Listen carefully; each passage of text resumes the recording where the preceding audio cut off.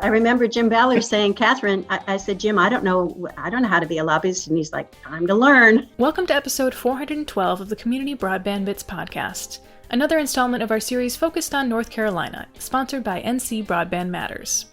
This is Jess Delfiaco, Communications Manager here at the Institute for Local Self-Reliance. Today, Christopher is joined by Catherine Rice, Project Manager for the Coalition for Local Internet Choice and co-founder of NC Broadband Matters. He's also joined by Jack Kozort, a government relations consultant who is involved with broadband in the North Carolina State Legislature. This is part one of a conversation about the history of North Carolina's HB 129, the law that preempted local telecommunications authority in the state.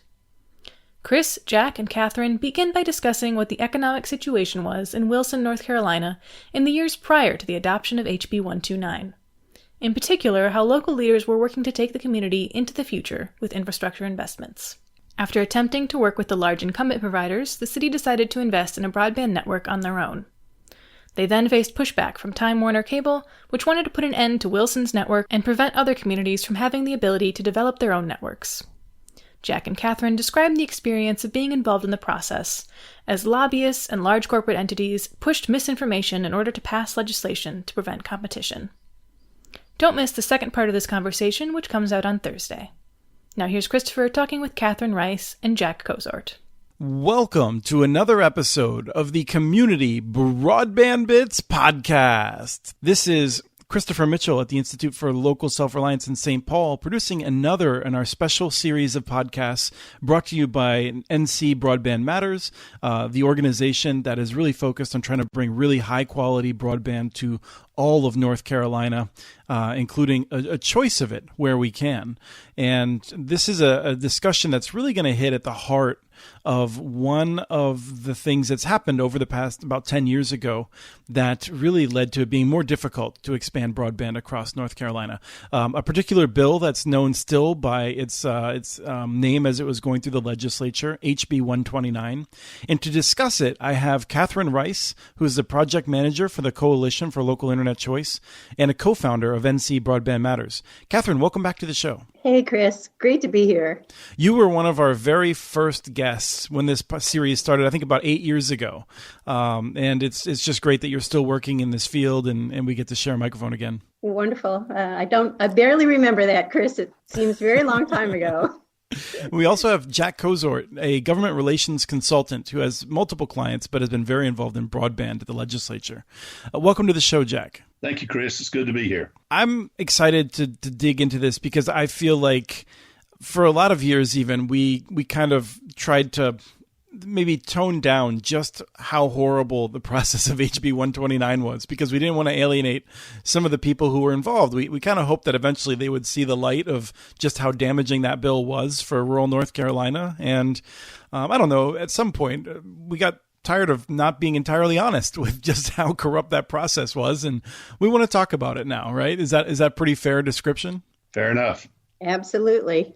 So let me start, Jack. Let me ask you, do you want to describe how you were involved with this and in particular, what Wilson's motivations were then for why they decided to build a fiber network? Sure, Chris. To do that, I need to give you a little history, a little background on Wilson. For years and years, Wilson was the single largest tobacco market in the world, not just in North Carolina, but in the world. It was a community that was built on growing and selling tobacco. Yeah, really big warehouses. The warehouse in Wilson was the biggest, and that market was the biggest every year. The leaders in Wilson, both the elected leaders and the professional staff for the city, realized, some 20 or more years ago, that was not going to last, that the tobacco economy was going to go bust in North Carolina, and that a community like Wilson, which relied so much on tobacco, needed to look to other ways to do things. So they began a process of building up their entire infrastructure. They borrowed money and built water impoundment. And so they have one of the largest water supplies in eastern North Carolina. During droughts over the last 15 years, they are frequently a seller of water to other communities that don't have enough water. They also use their money to build up their road infrastructure. to have better access to highways. Interstate highway goes right by Wilson. And they decided to try to compete with larger cities in recruiting cleaner and better economic development. They went after pharmaceutical companies, for example. There is a tire manufacturing plant in Wilson. So as their economy changed from a tobacco agrarian economy to a more modern market, they saw the need to have better access to high-speed internet to serve those new businesses that they were recruiting. Also, there were a couple of existing entities that needed better service. One was Barton College, a nice university right there in Wilson. And another was the BB&T Processing Center. BB&T, which is now merged with SunTrust, large bank in North Carolina, had its roots in Wilson. And 2,200 employees still worked in Wilson at their data processing center. But in order for them to be able to communicate with the home office in Winston-Salem and other places, they also needed better high-speed internet. So Wilson began trying to bring that in as a part of their developing better infrastructure. And the first thing they did was go to Time Warner Cable, which was their primary server at the time, to ask them, can you upgrade our existing service? We need more high-speed internet, or we're going to lose these entities we have, and we're not going to be able to recruit the kind of things we need to do to keep this a viable, growing city. Time Warner basically said no. So Wilson came back with another offer. Well, suppose we pay for it, we build it, and then you run it. And Time Warner said no. And Wilson said, well, let's do a joint partnership. Let's build it together. And Time Warner said, we don't do that. We don't partner with anybody. And so Wilson was stuck. They also, I remember clearly, they were trying to work with Embark, the telephone company that later became CenturyLink as well. And Embark actually entertained it for a little while, but then ultimately decided not to move forward with a partnership. That's true. And they were pretty deep into the discussions with Embark. Mm-hmm. And that looked promising, but it just didn't work out. And from what I have learned and read since then, there are very few places that the bigger companies like that have ever done these kind of partnerships. That's right. It's usually the smaller internet service providers who are willing to go in and do that kind of partnership with the local government entity. So when Wilson found itself in that position, they didn't just jump into this. They spent a lot of time, hired a lot of consultants to try to find out, is this feasible? How much will it cost? Will it be worth it? This was not an overnight decision. They spent years working on this, seeing how much it would cost. One thing that was helpful to Wilson was Wilson is an electricity. In the growth of providing power around the state, in smaller communities like Wilson, it was not economically advantageous for the major power companies to run power to the city. So all across North Carolina, you have cities who built their own electrical power infrastructure. They would buy electricity wholesale from a provider like Duke Energy and then resell it to its own citizens. So Wilson was an electricity. So they had an infrastructure in place. Not just that, but the thing that amazes me is that it's actually about 140 years old now. It's one of the original ones. There weren't many before they formed theirs. I mean, there's a deep history in Wilson of making long-term smart investments. There really is, and that's one of the reasons I like working for them, that it's one of my favorite clients, is we're dealing with people who have had that kind of foresight for a long, long time and have always done things to try to make it a better place to live for their citizens, a better place to work, a better economic community. So when Wilson had this infrastructure in place, they made the decision to go forward and borrow the money in order to build what they named Greenlight, their broadband network. They borrowed around $36 million to do it. A lot of money for a town like Wilson. Interestingly enough, though, that was about the same salary that the chief executive of Time Warner was making per year. They were almost equivalent. But it was still a huge investment. Well, I think it's always worth pointing out too that there's two interesting things that deal with them borrowing the money, and one is that it's been alleged effectively in the legislature and elsewhere that they were using taxpayer dollars for it, and they weren't. They got the money from private investors.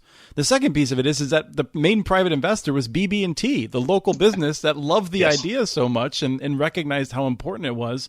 They bought into it. I mean, this is, like you said, this wasn't something that Wilson just sprung up. This was something that was broadly supported in the community. It wasn't something that was out of nowhere for BB&T. They told me a story of having a single fiber going from their processing offices in Wilson to Rocky Mount.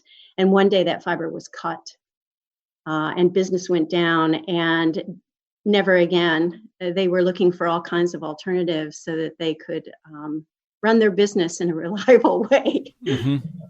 Well, BB&T has been a great supporter through the entire process, and still supports Wilson and supports Greenlight in this project. So Wilson decides to move forward and build Greenlight, and immediately there were obstacles thrown in their path. And this is about 2006, if I remember correctly, 2005, 2006. 2006. And Time Warner in particular, knowing what Wilson was trying to do and considering that Wilson was going to be a competitor of theirs in providing service, not only in the city of Wilson, but outside the city. One of the things Wilson did through its development of its provision of electricity was to go outside the city limits and to go to the smaller communities throughout Wilson County and even across county lines into other counties. Pine Tops, for example, in Edgecombe County, got its power, still gets its power from the city of Wilson. So Time Warner started throwing up every obstacle in Wilson's path that they could, from appearing at all the public hearings and talking about what a financial disaster it was going to be and what a fiasco Wilson was getting into. And then eventually going to the General Assembly and having legislation written and introduced that would stop Wilson from doing what it was doing. And that's when I became involved. Wilson needed someone to help them in the General Assembly to make sure they were able to complete and operate Greenlight. And so they hired me as their government relations consultant to work for them. This was a pretty new topic that everybody was dealing with. The League of Municipalities did not have much background on this.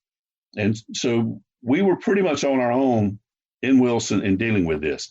There were a couple of other places around the state which had some internet service providers. Salisbury comes to mind, Mooresville, the town of Morganton had its own service. So there were a few others who were similarly situated, but none were about to do what Wilson was trying to do. Right. I think actually Salisbury did come later. It was inspired by Wilson, I think. They actually were twins. Yes. Mike and Mike were talking to each other the whole time. One of the things that's interesting is how Wilson and others received the authority to do internet service. North Carolina is a state where local government can do only what the legislature allows it to do. It has no inherent authority of its own. So everything that a city or a town or a county wants to do has to have some statutory authority for doing it. And so there's general statutes covering all of North Carolina that set forth the things that cities, towns, and counties can do. It never specifically talked about broadband or internet because when the statute was written, those things didn't exist. But what the courts held in a case that went up to the North Carolina Court of Appeals was that providing this kind of service was inherent in a local government's authority to protect the health and welfare of its citizens and to make sure it could do the other things that were authorized. And so it was that Court of Appeals decision that allowed Wilson to move forward and allowed other local government entities to move forward.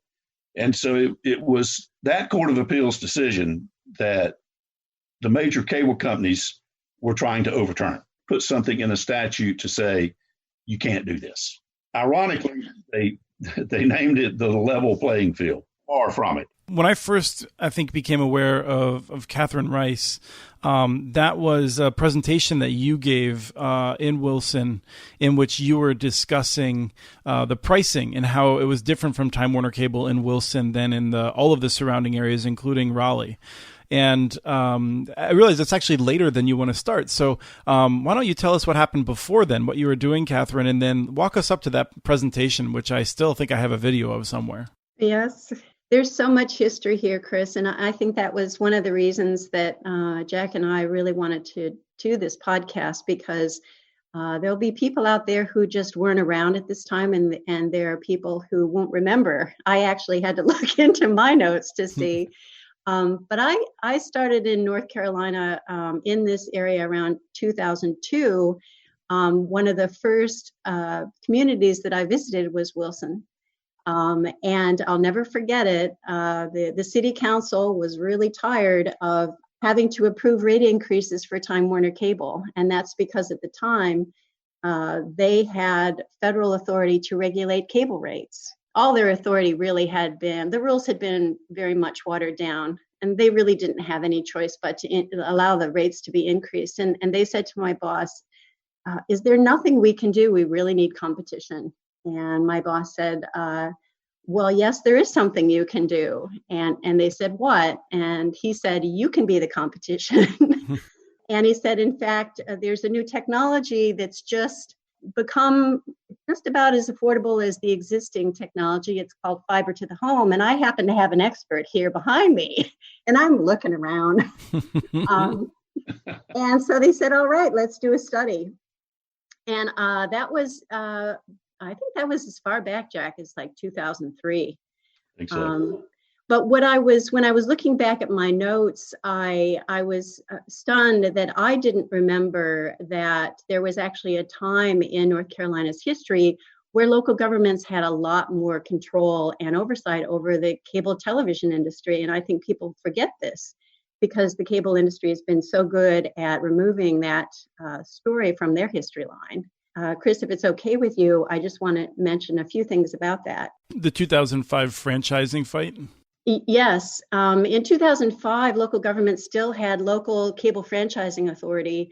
And they had this because there was a federal law passed in 1984 called the Cable Communications Policy Act of 1984, which basically, it was based on the premise that because the cable companies were coming into local communities and using public land, public rights of way, the local communities had the right to go into contracts with these companies and ask for things in return.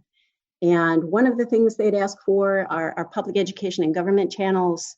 They would ask for free drops for their fire departments and their police departments, and institutional networks for their schools. But they also had something called density requirements. And what this meant was that if the cable system passed, say, between 20 or 30 households per mile, they had to serve those homes. This was significant because you had more rural areas with 20 miles per home that actually had a legal leverage to make these companies provide service. And as Jack pointed out, North Carolina understood where the global economy was going. They lost their textile and their manufacturing overseas. They knew information was important. So they knew this was basically the tool they had to get that pipe that had both video and internet to people's homes. Fascinating result of the growth of the cable industry and the development of monopoly markets in local communities, prices started going up and customer service started going down. And there was a lot of public outcry about it to both local officials and to state elected officials. And the cable industry knew it. So in 2006, they preempted it. And they went to, Jack remembers this, AT&T and Time Warner, hand in hand, were visiting legislators and saying, look, we get it. This market needs to be competitive. And if you'll just get rid of these local governments, get rid of those regulations that are creating all these barriers for us to compete, which of course they weren't. You couldn't make a company come serve your community. And in fact, there were gentlemen's agreements that where they agreed not to compete with each other in local communities. If you'll just get rid of those snarky local government regulations, we will compete like no tomorrow. The free market will have open reign. You'll see prices go down. You'll see customer service get improved. Just let us out of these local contracts. Right. It's this amazing point at which you really have to wonder if AT&T is coming to you and saying, you know what we really want? We desperately want a lot of competition. You have to wonder, why are they saying this? Because frankly, that may well be actually a crime against the fiduciary responsibility they have to their shareholders. Because if there was a ton of competition, AT&T would have a lot fewer customers, even if they did a good job. But there's also a lot of Kool-Aid going around that year. Yeah. Well, and this is one of the challenges is as you well know, there's not a lot of people representing the user in any state house when it comes to telecom. On energy issues, there's often groups, and they're overpowered. They're not at all dynamic. equal. Yeah. But there's at least groups in the energy side. There's not groups on the telecom side really that are working in the state houses. Well, and as Jack said, it was a brand new technology. Grant Goings, the city manager in Wilson, he would take these big posters into the hearings and he would try to demonstrate with these icons what we were talking about, that the telephone technology was created in the 1950s, and he showed this super old telephone, and then he tried to explain what fiber to the home was, and I don't even remember what icon he used, but he had some sophisticated piece of equipment that was showing, and he said the times have changed and we need modern technology to serve North Carolina. Well, Grant's a big guy, so if the posters look big next to him, they must have been big posters. One time they even prohibited us from using PowerPoints in the hearings because they didn't want the images. So I want to speed ahead a little bit, but I want to make one other point because it's good to bring up that it's a good precedent for how the cable and telephone companies have been so strong in the legislatures. Many states got rid of local franchising. I live in one that actually did not. And we've looked across the United States, and the amount of competition hasn't really changed that much in states that got rid of it. The level of competition is generally set by factors that are unrelated to whether the local government has any power. It's a lot of other factors that are involved. So we saw AT&T in Tennessee promised like $400 million of investment, I think, or something like that. They made all these promises they never intended to keep, and legislators bought it. And then what's really frustrating is that when those same lobbyists came back to them later, they were ready to buy more from them, even though they had been, just totally lied to previously. And that's what we saw. They were successful in 2006 passing the Video Service Competition Act, which in essence was full deregulation. They preempted local state franchising authority. We now have the state as the franchising authority, which is important to remember. They have authority under that to re-regulate this industry, and they're not using it. I think it was like a 2-page franchise in the end. So here you have in 2006 completely deregulated market, right? You see that the cable industry has grown and through buyouts has created monopoly markets. And then you have the same situation for local communities. They no longer have the tool of the local cable franchise to require these guys to bring the pipe to their residents and businesses. So they have the same problem, and they turn to themselves and say, well, I guess if the cable industry isn't going to serve our residents and our businesses, we're going to have to. So what was the response to that in 2007? Jack starts talking about it. The first remnants of really H129 showed their ugly head in 2007 with the Local Government Fair Competition Act. And the arguments that were used continued to be used every year after that. The cable industry argued that this was the public sector competing with the private sector, as if Time Warner Cable and AT&T and CenturyLink were the only private sector out there. They argued that these systems would be failing left and right, and these communities needed to be stopped from failing, which is kind of a joke, since if you're the competition, why are you complaining about your competitor failing? They talked about it being an abuse of taxpayer money. when they knew that these systems were not being funded with taxpayer money. They were being funded with, as you noted, Chris, things like certificates of participation, where the system itself is the collateral. In fact, this all underscored the fact that community systems were not failing. They were successful, and that's what you were talking about, Chris, is the presentation that I did, actually it was a couple of years later, that what we did is we were tracking cable rates, and Time Warner Cable had two head ends that were serving the whole state. And I honestly think that's why they were afraid of community broadband, because you did have Wilson and Salisbury implementing fiber to the home, and they could interconnect. Time Warner had two head ends, and they were using the same head end, providing the same programming to the Research Triangle area, Cary and Raleigh and Durham, Chapel Hill, as they were providing to Wilson.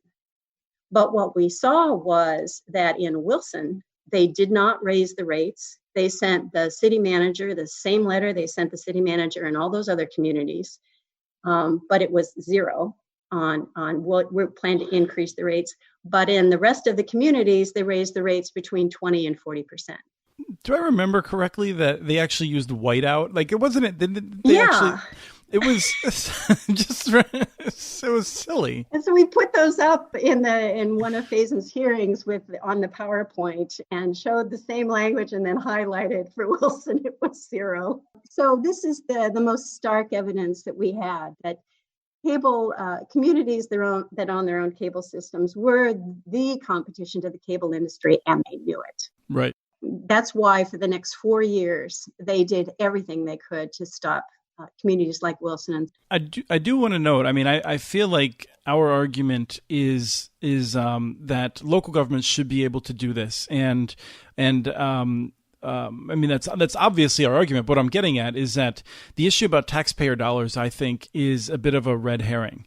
It is true that Wilson has not used any taxpayer dollars. Now, Salisbury has, and they issued general obligation debt, which is backed by the taxpayers. And I don't feel like we should delegitimize that approach. I think communities should be able to choose for themselves how they make sure that this essential service is available. I think people agree with us. And so I think it's important to note, while the other side was lying, there have been some cases in which public dollars have gone into some systems. And I've always felt that should be a local choice. I respect communities, like, for instance, in Lafayette, Louisiana, the community themselves doesn't want to put taxpayer dollars into it. That's a red line for them, and I respect that. But for communities that say, no, we desperately need this service and we're going to get it however we can, I also respect that. Yes, and I think that that's actually the premise of the Coalition for Local Internet Choice, is this decision, the authority to make these decisions for communities about their economic future. For instance, their broadband future, as we're seeing now with the pandemic, they need to have the authority to be able to make those decisions themselves. If the community is willing to take on the risk, they should be allowed to do that. But it's their decision. So, Jack, what happens after 2006? I recall that Catherine was busy every year making sure that at this point a democratically controlled legislature, the Democratic Party is in charge of the legislature, had been for 100 years, I think, something like that. It was a very long run, and every year there was a fight, but it was one that I think of it. I don't want to disregard your contributions. At the time, I always thought of as Catherine winning. So do I. So the situation is, after 2006, it's a wide open marketplace, and the big companies are supposed to be competing with each other, and in reality, they were not. Wilson had wanted to do something with Time Warner. Time Warner had told them no with everything Wilson had proposed. So they said, we're going to build our own. And Time Warner, AT&T, and the Cable Association said, over our dead bodies, we're going to do everything we can to stop you. So in 2007, there was legislation that would have stopped Wilson from doing what they were doing in building Greenlight and stopping other communities from moving ahead. That's when I was hired by Wilson. I got a call from Grant Goins one morning, didn't know him, but he called and he explained briefly what the situation was. and says, we've got a bill in committee that would ruin what we're trying to do, and we need help. And remind me who Grant was at this time. He was the city manager, still is the city manager in Wilson, originally from Elkin, North Carolina, and he had served several cities, working his way up to larger and larger communities. Found a home in Wilson, loved it. They loved him. I think he's visionary in terms of the way he looks at what local government should do for its citizens and its businesses. He just is really thoughtful, studious, does his homework, does his research, has great councils to work with. The elected officials in Wilson have just been terrific in this area. But so Grant calls me and explains what's going on, and so I go to my first committee meeting, and to my surprise, the bills are being written by the cable industry. So when we go into a committee meeting, the proposed committee substitutes are delivered by the lobbyist for the cable industry and handed out to the members of the committee. And of course, that's a revelation to me. I've been working in the General Assembly since 1971. My first year there was as an intern when I was at NC State. And I'd never seen anything like that before. That's just not the way things are done. The General Assembly has a staff. They write the legislation. The staff people hand out things, but not in this situation. And actually, I remember in 2010, Senator David Hoyle, in his last year, candidly admitted that Time Warner Cable had written the bill that he had championed to stop competition. Yes. And so through all of those years, that was what we were dealing with. The things that were said during those committee meetings by the cable industry, by AT&T, by Time Warner, and by the Cable Association were just outrageous. We were accused of being communist. Right, literally. You're not saying that they hinted at it. They literally used the word communist. Wade Hargrove. Yeah. Yes. He is retired now, thank goodness.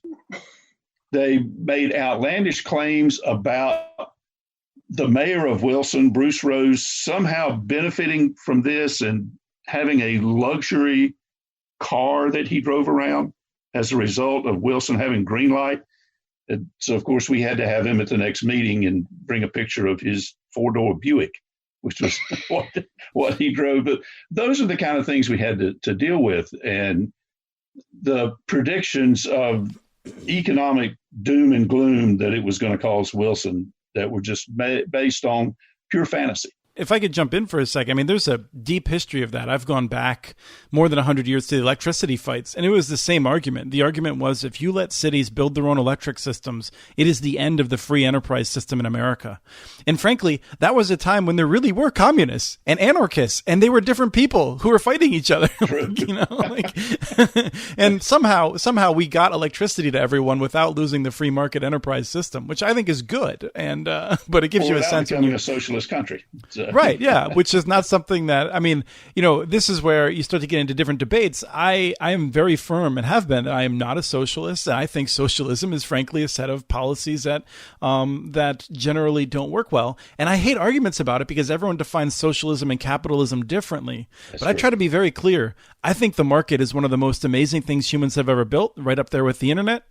And we need to make sure that we appreciate that and use it well. But I would jump in here because one of the arguments that we made in 2007 very quickly was that this was a free market that had failed. Exactly. Where you had the market not responding to the needs of the community and their businesses by modernizing their networks, by competing with each other. This is when local governments typically have to come in. And it's really the only time they don't want to compete with Time Warner and AT&T or CenturyLink. It's because they have no other choice. Right, and that's why it's such a perfect analog for the electricity debates. So, Jack, the name of that 2007 bill was the Local Government Fair Competition Act, if I remember right. I think that's right. Yes. And I remember there were 4 months of some pretty intense lobbying. And also that I believe Google got involved that year, and Vint Cerf was editing a letter that was sent saying, don't do this. Local communities are doing this to help the private sector to create the infrastructure that we all need in a free market economy. And so that bill finally was changed to a study bill. Yes, that's correct. I don't remember exactly how many lobbyists the industry had involved in the legislation at the time, but it was about a dozen or so. Oh, I thought it was more like 25. That was in 2011. Oh, okay. Was when they really beefed up. There were only about a dozen involved in the 4 years previous to that, because each of the major cable companies had 2 or 3 lobbyists on staff. And then the association had their lobbyists.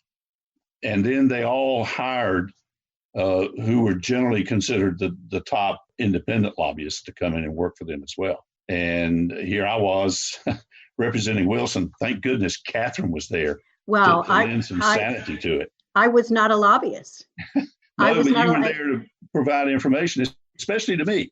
Well, I became a lobbyist because of it. I remember Jim Ballard saying, Catherine, I said, Jim, I don't know how to be a lobbyist. And he's like, time to learn. I found Jack pretty quickly. And there was some local folks too, like Jay Avatore. He came in later. That's correct. Later. Yeah. And Salisbury, we'd always joke about, well, we knew it was going to rain because that there was going to be a committee hearing, because poor Salisbury, they come in for these hearings and they get in the car to drive the 3 hours back. And sure enough, the committee would announce at the last minute that they were going to have another hearing. And those guys would have to change clothes, turn around, and come back. And it would always be in the pouring rain. Yeah. So I had the same thing with Grant Goings, my city manager in Wilson, just back and forth constantly. With no notice. No notice.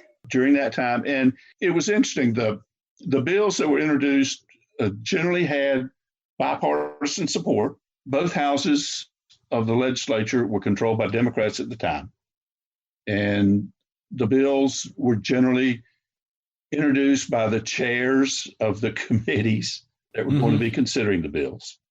So, we had some things stacked against us, but we had some real heroes who stepped forward and who would stand in the breach and say, this is just not the right thing to do. And I think that can't be emphasized enough. That's right. Because I think people are so afraid of talking about the Democrats versus the Republicans. They're even afraid of giving the name of the companies that were doing all of this. But there were some real leaders back then. In 2006, when everybody drank the Kool-Aid, it was bipartisan, but there were a few Democrats that really felt burned, that understood late in the game that they had been conned. People like Representative Lubke from Durham. Yeah. He was one of the sponsors of that legislation. He voted against his own legislation. Yeah. So in 2007, when the cable industry came back asking for favors, it actually was killed in his committee. He was the chair of the Finance Committee, and House Speaker Hackney also on numerous occasions really stood up to these guys, and they play mean. Point needs to be made about that because it hasn't been that way since 2011. Right, because I think, one of the things that's important about the way we've structured our government, I think, is that we've made it hard to be a hero who stands up against the money, because fundamentally, if you make powerful enemies, you're just making it that much harder for you to get your message out, for you to get other bills through. And so if you're going to take on powerful companies, you're really going to pay a price for it. And so I think it is good to appreciate those who have done it, and especially those who learn from mistakes. And I think the public needs to understand these companies have such deep pockets that they can just say it to a legislature, well, okay, you don't want to support us, we'll just run somebody against you in a primary. Mm-hmm. And that wipes out their finances and gives them a very long election cycle. I would think this might be more the case in the Republican Party right now with them being in power. But if you're a Republican who comes from a district where you want to champion internet access and you stand up and say, I'm going to make this my issue, House leadership might say, well, we're not going to support you in your primary. And because they're getting so much money from AT&T and Charter behind the scenes. Charter, for people who aren't familiar, bought Time Warner Cable back in the day. So now everything we say about Time Warner Cable it's the same people who are doing it for Charter now. Actually, I guess Charter's reputation wasn't good enough, so they changed the name to Spectrum. Right, Charter Spectrum. Well, Comcast did the same thing. They created a product name for all of their services to try to disassociate themselves. So yes, Charter Spectrum. That was a very kind of vicious battle in 2007. I think everybody was exhausted after that. It was a new technology, Chris, and there was such an uphill battle to try to educate legislators who didn't even have computers. And to Jack's credit, the work of many communities. I think we counted at the time there were about 42 communities that had plans in the works to do something. And so we bought ourselves actually 2 years. I think in 2008, probably in no small part because Wilson was in negotiations with CenturyLink about that public-private partnership that you talked about. There was no legislation introduced, but then back we go in 2009. Obviously, that partnership had fallen apart, and CenturyLink was going to go back at it with Time Warner and AT&T. So that was the year of the Level Playing Field Act. And then you had some cities like Fayetteville who were deciding to build things. They were one of those 42. They had 270 miles of fiber and wanted to use it to help serve the military bases with better broadband. And on top of that, I recall they had a major street on which one side of the street had service from Time Warner Cable and the other half didn't. And Time Warner Cable didn't think it was worth it crossing the street to offer service. Yeah, that came out in 2011. I remember that in the Senate, that battle. So in 2009, it was Ty Harrell. Do you remember, Jack? I do. A Democrat from District 41, who later resigned, I think, for campaign finance ethical issues. That's correct. But the environment then was kind of extraordinary. It was 2009. It was a time when our economy tanked. Yes. It was the year that the federal government stepped in and identified $4.7 billion for state and local governments to build broadband infrastructure. The private companies could go for the money as well, but it was specifically identified for local communities or state legislatures, which is kind of extraordinary to remember.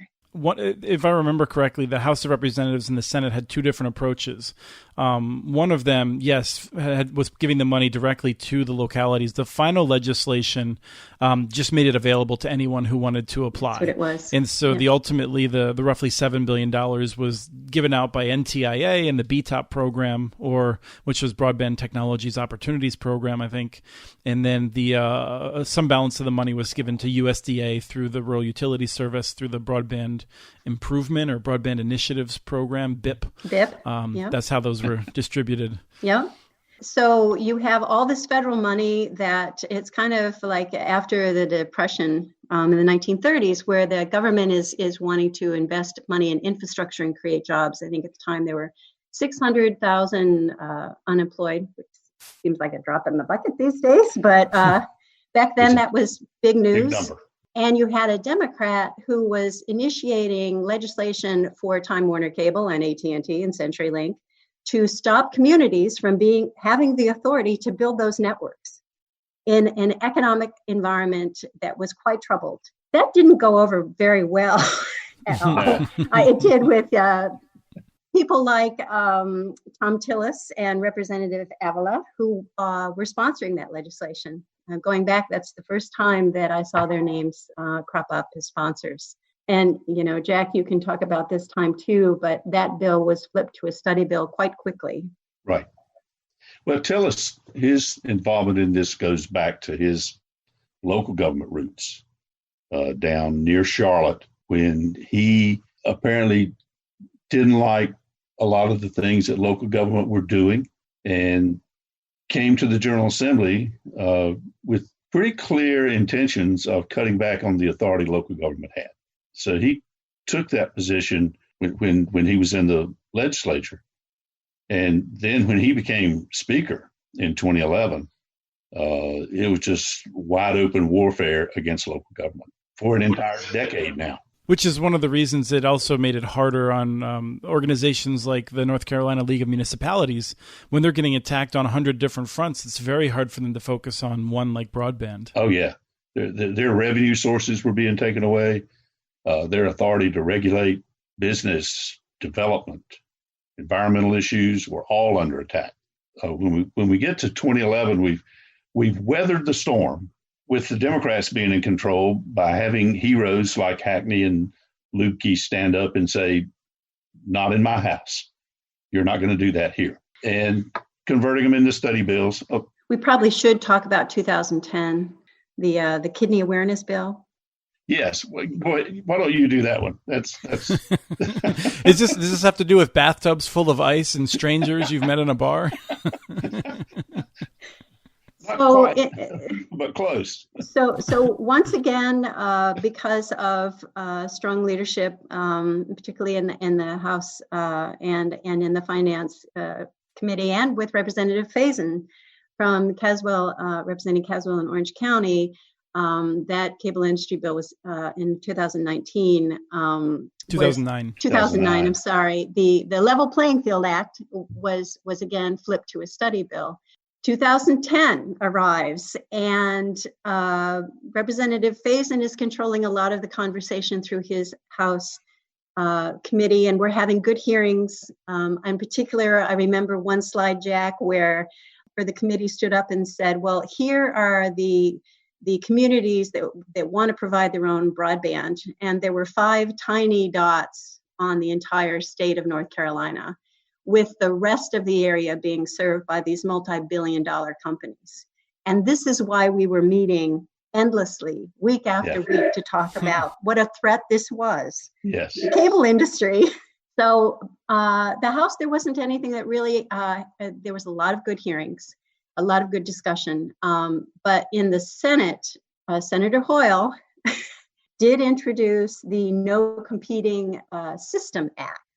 And as Jack has mentioned, I think, Chris, you mentioned it too, Senator Hoyle was proud to call himself the businessman's businessman. He is quoted publicly as saying he has carried more water for the cable industry than Gunga did.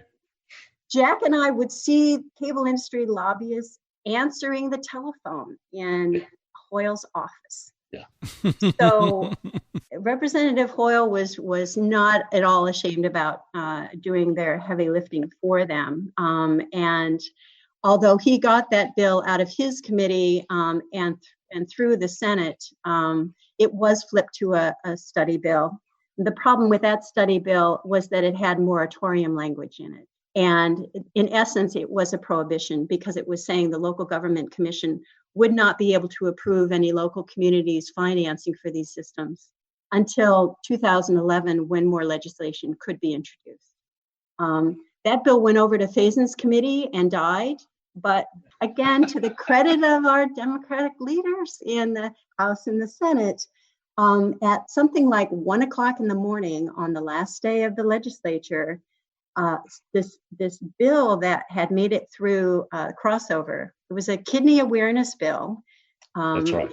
Senator Claude Felter, for the cable industry, gutted that bill and dumped in it the moratorium language from Hoyle's legislation. And it went back and forth. And finally, at 3 a.m., with the help of Representative Lubke and Representative Hackney, the bill died. So no legislation in 2010. Then we go into 2011. In 2010, it's worth noting, not only do Republicans have historic gains around the country and in North Carolina in particular, I think of it as a new breed of Republican, one that is much more focused on what I think of now as sort of I hate to call them pro-business, because they're not pro-business, they're pro-monopoly. Right. Their policies harm. Yes. Right. Their policies, I think, often harm local businesses, and they cloak them in a pro-business language that people tend to like. But it's a new kind of Republican Party in North Carolina in 2011. But just a word about 2010 before we go away. Yeah. Because the election was in November of 2010. The election was in November of 2010. The so-called short session was during the summer of 2010. And in North Carolina, we have a 2-year legislative cycle. In the odd-numbered year, like 2009, it's a long session. It lasts 6, 7, sometimes 8 months. And the legislature takes up 2,000 bills, passes a budget, and then adjourns until the following summer. They'll usually come in like May of 2010, and they're in for 5 or 6 weeks. And the idea is to make adjustments to the budget, take up any issues that were left over from the 29 session. And that's how they were able to take the kidney awareness bill that had passed one house in 2009 and was still eligible to be considered in the short summer session in 2010.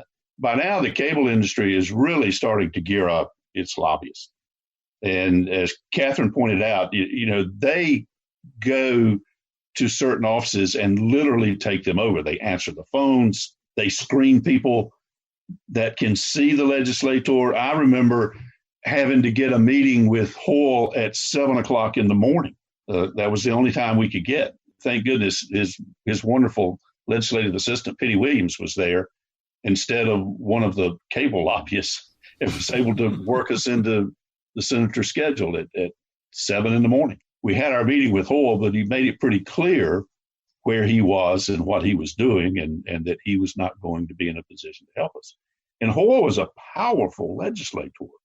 He was co-chair of the Senate Finance Committee. Yeah. And all major budget legislation has to go through the Finance Committee.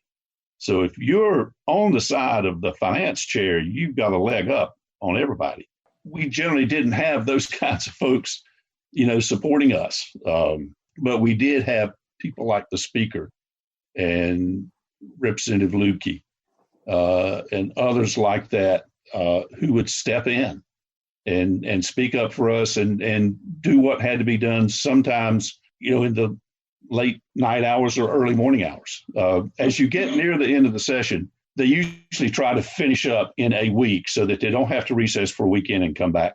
So they start having these incredibly long sessions, start at 10 in the morning and last through midnight, early into the next morning. And that's exactly what happened as they were trying to wrap up this day and made that one last effort to get that bill through in 2010 was well after midnight, right at the end, using whatever tools they could get to try to keep their issue alive and held them off. Hopefully, Chris, you'll ask us, what messages we would leave people with and what lessons we learned. But clearly one of them is that individuals matter. A single person can matter. And also who you elect really matters because leadership matters. It really does. So there we are, November 2010, an election is held and 100-year reversal of control of the House and Senate and governorship happens. Not the governorship, right? Governor Perdue. Oh, that's right. Remained a Democrat. Right.